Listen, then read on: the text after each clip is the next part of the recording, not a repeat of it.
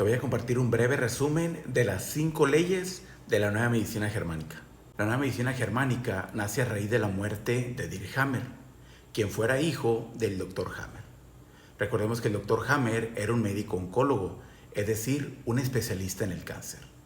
Él se da cuenta 2 meses después que es diagnosticado con cáncer de testículo y su esposa con cáncer de seno. Físicamente, el doctor menciona que él no era un candidato para tener cáncer.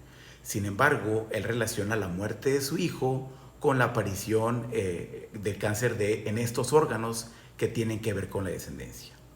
Por lo tanto, él se da la tarea de entrevistar a 2,000 personas y se da cuenta que en el 99% de los casos, los entrevistados habían tenido una pérdida real o simbólica. Es a raíz de esta investigación que nace la primera ley de las 5 de la nueva medicina germánica, que es la ley férrea del cáncer. Entonces, él se da cuenta que este shock no solamente aplica para el cáncer, sino para la aparición de todas las enfermedades. Te voy a traer un breve resumen de las 5 leyes de la nueva medicina germánica. Primera ley, ley férrea del cáncer. Toda enfermedad inicia con un DHS, por sus siglos en español, síndrome de Dirk Hammer. Esto no es más que un evento vivido de manera dramática por la persona, vivida en soledad y que la toma por sorpresa o que la toma a contrapié. Cuando el DHS aparece, se va a instalar en 3 niveles: en la psique de la persona, en una región específica del cerebro, que vamos a conocer como foco de Hammer, y en un órgano específico que tenga que ver con el conflicto vivido. Aquí se va a iniciar un tumor, una necrosis, una úlcera, una alteración funcional del órgano. Entonces, desde el momento del DHS, la fase simpaticotónica, la fase de vagotonía, la crisis epileptoide va a ser sincrónica en los 3 niveles.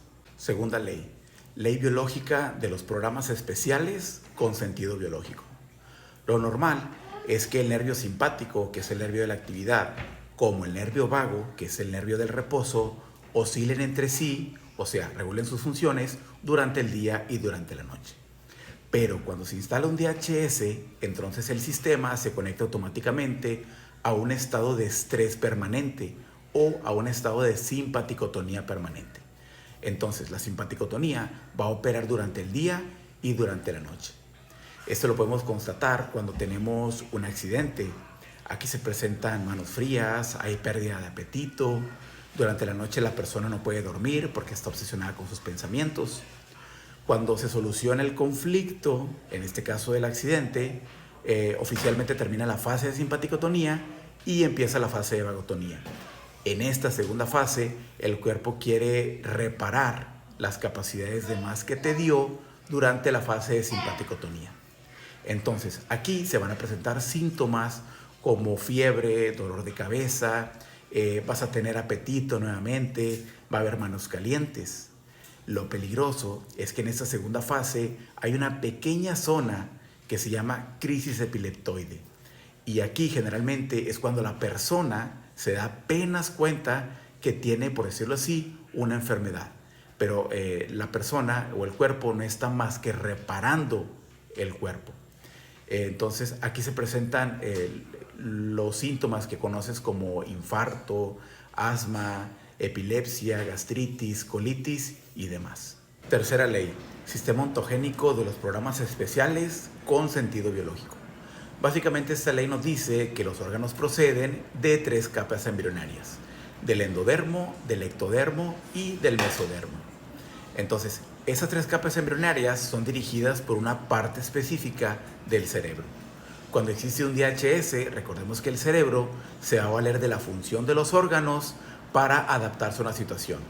Y esto lo va a hacer de 3 maneras, ya sea aumentando la función del órgano, disminuyendo la función del órgano o bloqueando la función del órgano. Todos los órganos que pertenezcan por ejemplo, al tejido embrionario endodérmico, como es el intestino, el colon, el páncreas, los pulmones, cuando está la fase simpaticotónica va a haber un aumento de la función o va a haber un tumor.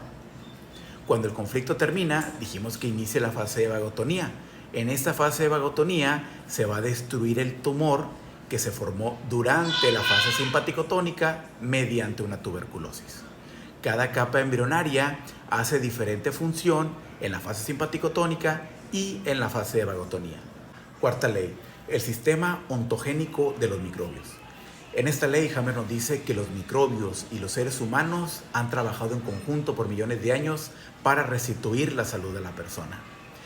¿Cómo lo hacen? Bueno, en la fase simpático-tónica, la mayoría de ellos se va a reproducir, que es cuando el conflicto de la persona o el DHS está activo. Una vez que pasa esta etapa y dijimos que entra la fase de vagotonía o la fase de reparación, ahí los microbios van a entrar en acción. Los síntomas más comunes son síntomas muy conocidos como la fiebre, fatiga, dolor de cabeza, sudoración nocturna. Entonces, aquí van a entrar los microorganismos para la destrucción del tumor, para rellenar una caverna o para rellenar una úlcera. Y la quinta ley es la comprensión de cada enfermedad como parte de un programa biológico. Bueno, básicamente Hammer nos dice que el DHS es precisamente la piedra angular de cada enfermedad. También nos dice que cada enfermedad no es más que un esfuerzo extraordinario que hace el cuerpo por tratar de adaptarse a una situación. Y el objetivo de la enfermedad es que la persona afronte su desafío, pero cuando ese desafío termine, la persona sea más fuerte que cuando empezó. Este fue un breve resumen de las 5 leyes biológicas del libro Testamento de la Nueva Medicina Germánica, el cual contiene 572 páginas. Entonces hay mucha información que va a quedar en el aire, hay información que me faltó incluir en este video.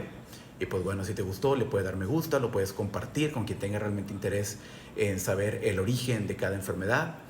Si requieres una consulta personal conmigo, me lo puedes hacer llegar mediante un mensaje privado y sería todo.